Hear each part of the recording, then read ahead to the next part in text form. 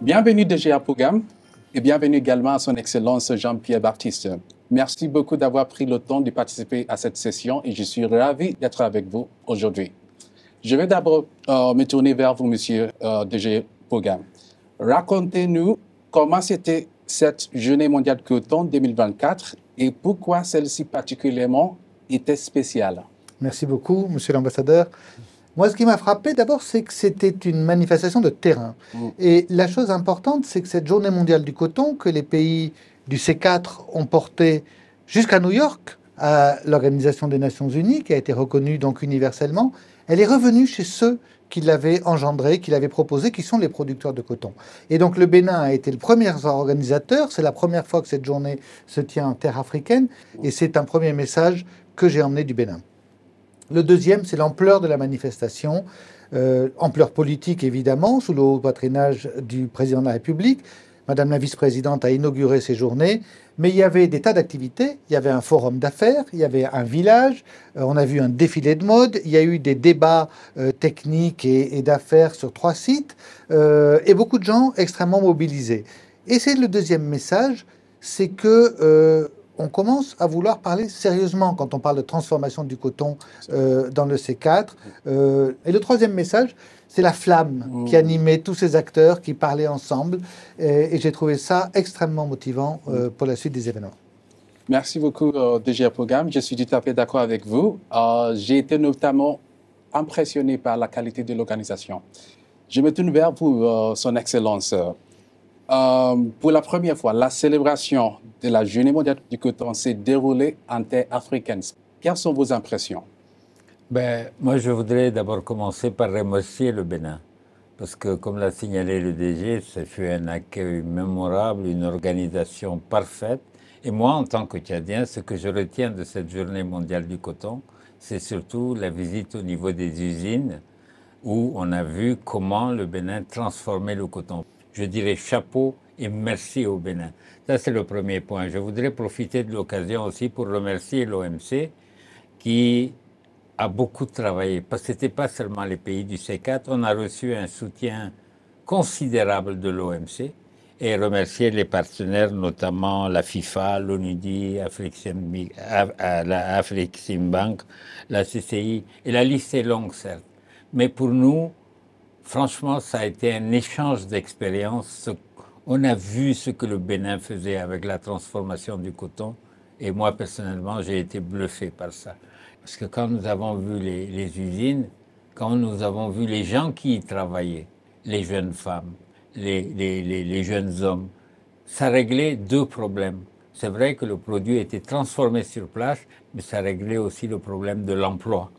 De cette catégorie de personnes qui sont en général chez nous, par exemple, des diplômés sans emploi. Vous l'avez dit, DG, c'est la première fois qu'elle se tient en Afrique et j'aurais souhaité que nous, en tant que pays du C4, qu'il y ait une rotation de cette journée au niveau de notre région avant de revenir ici à Genève où nous nous rencontrons tous les jours. Mais ce serait bien qu'on voit la réalité en face comme nous l'avons vu au Bénin. Merci beaucoup, Son Excellence, pour cette perspective intéressante. Déjà, parlons un peu du travail ici à l'OMC. Comment jugez-vous l'état d'avancement du dossier coton à l'OMC? Je crois, et l'ambassadeur l'a souligné, il y a un point fondamental qui s'est passé depuis la Journée mondiale du coton, il y a 4 ans, c'est que nous sommes en train d'embrayer sur l'action, d'embrayer sur le réel. Et j'allais dire peut-être pour la première fois. Alors les partenaires, le partenariat pour le coton, qui est quelque chose qui s'est développé après que la directrice générale de l'OMC et le président de la FIFA aient signé un accord, tout ça a créé un moteur qui fait que maintenant on a une dynamique qui est tournée vers les projets. Qu'est-ce qui s'est passé? Il y a eu des études qui ont été faites dans les pays du C4 pour identifier les conditions d'un investissement dans la transformation. Il y a eu des ateliers nationaux qui ont été conduits pour voir comment chaque pays du C4 pouvait répondre à ces conditions, le faisait déjà ou devait le faire un peu mieux. Et les questions, les défis identifiés sont relativement classiques, mais quand même à attaquer. Il faut de l'énergie, il faut de la technologie, tout à fait. Il faut les infrastructures pour extraire la production, il faut former la main-d'œuvre, des choses comme ça. Et puis il faut des financements. L'enjeu est très important, mais ce qui est très significatif, c'est qu'il n'est pas du tout hors de portée. L'étude, elle a parlé de 12 milliards d'investissements, 12 milliards de dollars d'investissement sur 10 ans. C'est quelque chose qui est parfaitement atteignable. Ça paraît énorme quand on le dit comme ça. C'est parfaitement atteignable à condition qu'on mette les bonnes conditions au bon endroit. Derrière, il y a ce que l'ambassadeur vient de dire. Environ 1,5 million d'emplois identifiés, potentiels. Et des emplois, ce sont des vies de jeunes. Ce sont des opportunités de promotion des femmes dans les chaînes de valeur liées à la transformation. Donc on est à ce point de bascule où on a commencé à embrayer vers le réel. Il faut transformer cette dynamique pour que ce soit des projets concrets qui sortent. Il est encourageant de voir les progrès réalisés. Monsieur l'ambassadeur, en complément de ce que vient de dire le DGA, le coton est la locomotive de l'agriculture dans les pays de C4. Comment envisagez-vous son développement et sa transformation? Depuis les années 70, ou 72 particulièrement, où au Tchad, on a créé la société La Coton Tchad, qui est la société cotonnière du Tchad, nous sommes au niveau de la production du coton. Et toute notre production est vendue pratiquement à 95-98% à l'extérieur. Elle nous revient, c'est ça le gros problème que nous avons actuellement, par des produits finis, qui viennent des gens, des pays à qui on a vendu notre coton. Comme vous le savez, l'agriculture est un peu la mamelle de notre... Le coton est un peu la mamelle de notre agriculture et nos ressources financières en matière de coton sont énormes et il faudrait peut-être essayer de voir comment on peut améliorer ça, comment on peut contribuer et utiliser la transformation du coton dans nos pays respectifs pour que ce soit un peu le départ d'une nouvelle industrialisation des pays du C4. Certains pays l'ont fait, on ne l'a pas fait. Nous, en ce qui concerne le Tchad, vous êtes le point focal coton au niveau de l'OMC. Vous avez beaucoup de travail avec nous. On a même planifié une réunion pour essayer de voir avec quel partenaire on peut avancer dans ce domaine. Nous avons, avec la société cotonnière du Tchad, je dois recevoir le plan qui a été fait pour la transformation du coton. C'est des financements atteignables, c'est ça ce que je veux dire. Et le plus important pour nous, je pense que au niveau de nos propres pays, avant d'attendre les investisseurs extérieurs, il faut qu'un effort soit fait au niveau de nos pays financiers pour faciliter la tâche aux cotonculteurs, pour faciliter la tâche aux populations qui y travaillent. Et je peux vous assurer que je vais, en tant qu'ambassadeur, je ne vais pas vous lâcher, ni vous, ni le DG, pour que les Tchad puissent avancer et bénéficier de cette transformation du coton dans nos pays. On est là pour vous. Je vous remercie sincèrement pour ce point de vue très éclairant. Merci beaucoup, monsieur l'ambassadeur. DGA Programme, que pouvons-nous espérer comme suite des différentes activités du dossier coton à l'OMC? Eh bien, beaucoup de pression de l'ambassadeur, et c'est une pression bienvenue, et je voudrais l'en remercier. Et je voudrais lui dire qu'il ne va pas lâcher l'OMC, mais l'OMC, la direction générale, et moi, en appui à cette directrice générale, ne va pas lâcher le dossier. On va continuer à pousser beaucoup. Je pense que la prochaine phase doit être dominée par l'objectif de mobilisation des financements. Nous commençons à avoir un état des lieux à peu près clair, des projets identifiés. Ce qu'il va falloir, c'est, et ça c'est le rôle des pays du C4, identifier des projets viables, ceux qui répondent aux conditions prioritaires qui ont été déterminées dans le cadre des études de faisabilité. Un projet viable, ça ne suffit pas. Il faut un projet bancable. Et pour qu'un projet soit bancable, ça veut dire qu'il faut qu'il soit présenté au banquier, au bailleur de fonds, quel qu'il soit, dans des conditions qui fait que le banquier retrouve ses petits. Un banquier, ça veut des garanties. Ça veut être sûr que ça va retrouver son argent. Ça veut voir comment ça va décaisser et être remboursé. Et bien ça se travaille. Il s'agit de savoir présenter les dossiers dans des conditions qui font qu'ils seront financés.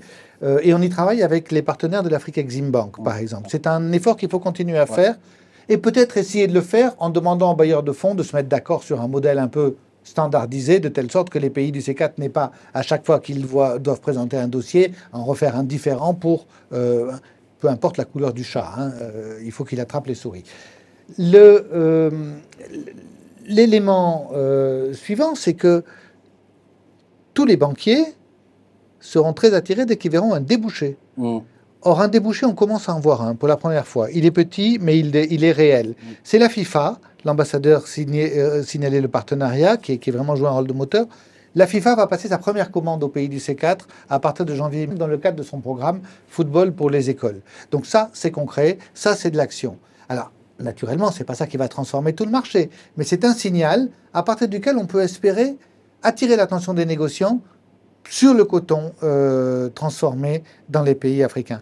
Et à partir du moment où vous avez le débouché, vous aurez les financements. Donc la boucle se boucle comme ça. Ça va être ça notre axe de travail. Il va nous prendre quelques temps. Dans l'année suivante, immédiatement, je crois qu'on va travailler sur la bancabilité des dossiers.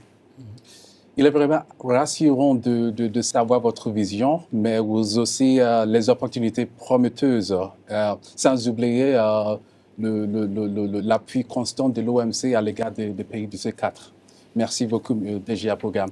Et vous, monsieur, en fait, d'après ce que nous venons d'entendre, vous jouez un rôle très important dans le développement du secteur cotonnier au Tchad. Vous avez été aussi l'ancien coordinateur des pays du C4. Selon vous, comment les producteurs pourraient-ils mieux tirer parti de leur production? Et enfin, quel serait votre dernier mot? Ok, tout simplement, je vous dis, quand j'ai été visiter la zone industrielle de Glo-Digbé au Bénin, c'est un excellent modèle.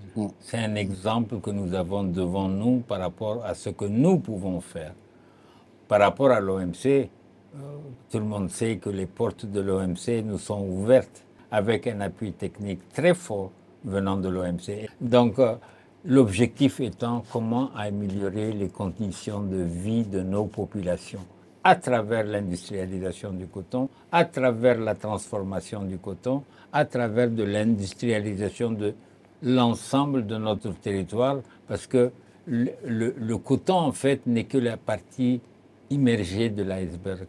Nous avons des ressources extraordinaires et je pense qu'avec un peu de bonne volonté, un peu de décision politique, le Tchad sera un petit Koweït dans, je dirais, dans 5-10 ans.